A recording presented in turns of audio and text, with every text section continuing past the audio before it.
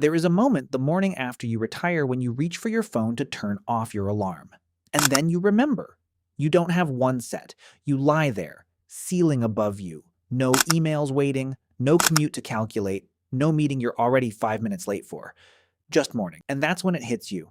Not the excitement everyone promises you.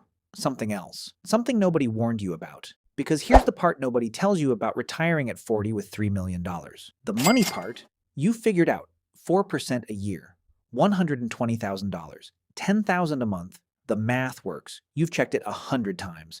But money was never the hardest part. By the end of this video, you're going to understand what this life actually feels like. What $10,000 a month really means day to day. What surprises you? What scares you? What nobody in their 30s ever thinks about before pulling the trigger on early retirement. Stay with me, because what happens next changes how you think about freedom entirely. The first week feels like a vacation.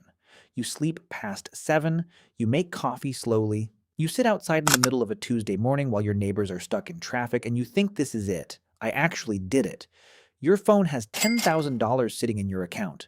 Fresh, clean. Deposited automatically from the portfolio. No boss authorized it, no HR processed it.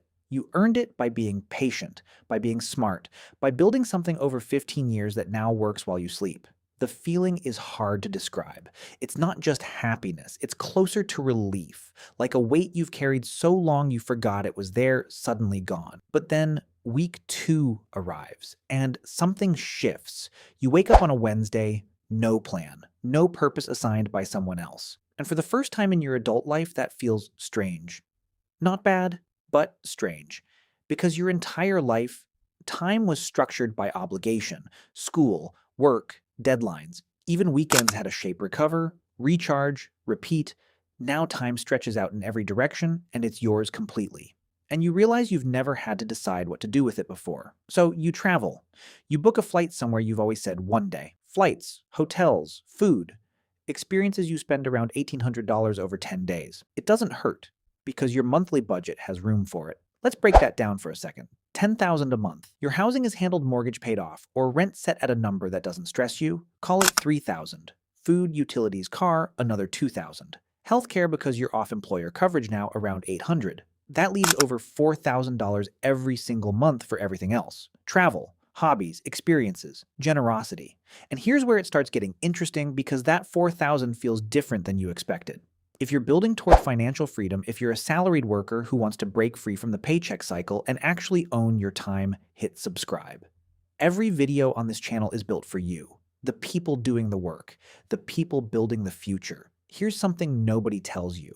When you were working, $10,000 a month felt aspirational, abstract, a number you'd circled in your head for years. Living it, it feels comfortable, not flashy, not private jet wealthy, but deeply, solidly free. You don't flinch at a restaurant bill. You don't calculate whether a plane ticket is worth it. You don't feel guilt when you sign up for a course, buy a better mattress, hire someone to fix the thing around the house you'd been ignoring for 2 years. The guilt is gone.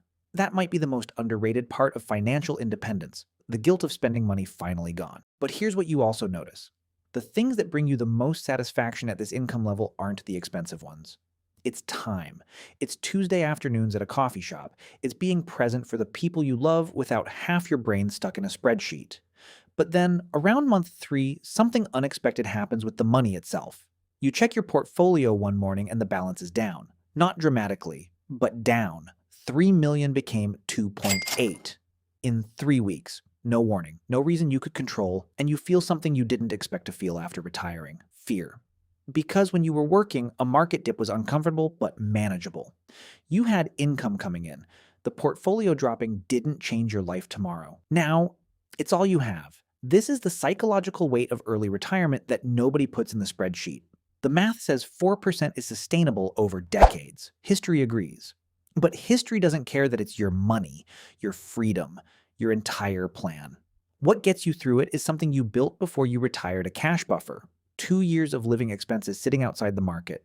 $20,000 untouched, available. So when the portfolio dips, you don't have to sell anything. You wait, you breathe, you let it recover. And it does recover. But that fear, that's not the last surprise waiting for you.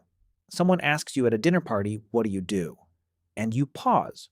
For 20 years, your answer was automatic. A job title, a company, a function. Now you don't have one. And in that pause, you discover something uncomfortable. You tied more of your identity to your work than you ever admitted. Not because work was meaningful to you, but because it was structure. It was proof. It was the answer to a question the world asks constantly. This is the part of early retirement that takes the longest to settle, longer than adjusting to the budget, longer than the market fear. The identity piece. Who are you when you're not producing for someone else? The people who thrive in early retirement answer that question before they stop working. They build something not for income, but for meaning. A project, a community, a craft. Something that gets them out of bed on a Wednesday in February, not because they have to, but because they want to. And once you find that one's purpose clicks back into place, the whole thing transforms. By year 2, the retirement life you imagined starts matching the one you're actually living. You wake up without an alarm, not because it's novel anymore, but because it's just Tuesday. You have a project you're building, something you chose, something nobody assigned you. It might make money one day, it might not, but it fills your mornings with something that isn't obligation. Your portfolio has recovered. 3 million is back. Some months it's 3.1, some months 3.2. The 4% you withdraw every year is smaller than the growth in most years, which means if history continues doing what history tends to do, your portfolio doesn't shrink. It slowly grows. Even as you spend. You've taken 4 real trips this year. Not rushed, squeezed into PTO trips. Actual trips. Weeks at a time. You came home rested instead of exhausted. Healthcare is managed, you've built it into the budget, and researched your options properly. Unexpected car repair last spring cost $1,200. It didn't derail anything. Your buffer absorbed it. But here's the thing, nobody tells you about having all this freedom. The most valuable resource in your life is no longer money. You have a friend. 43 years old, smart, driven, makes good money. He's got a plan retire at 55, 14 more years.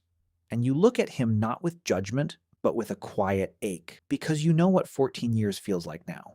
You know what they're worth.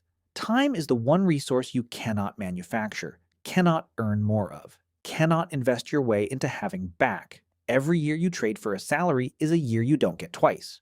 At 40, with the right portfolio and the right plan, you have potentially 50 years of fully owned time ahead of you. 50 years of choosing how your mornings begin. 50 years of being available for the people and things that matter most. 50 years of not asking permission. $3 million didn't buy you luxury. It bought you time.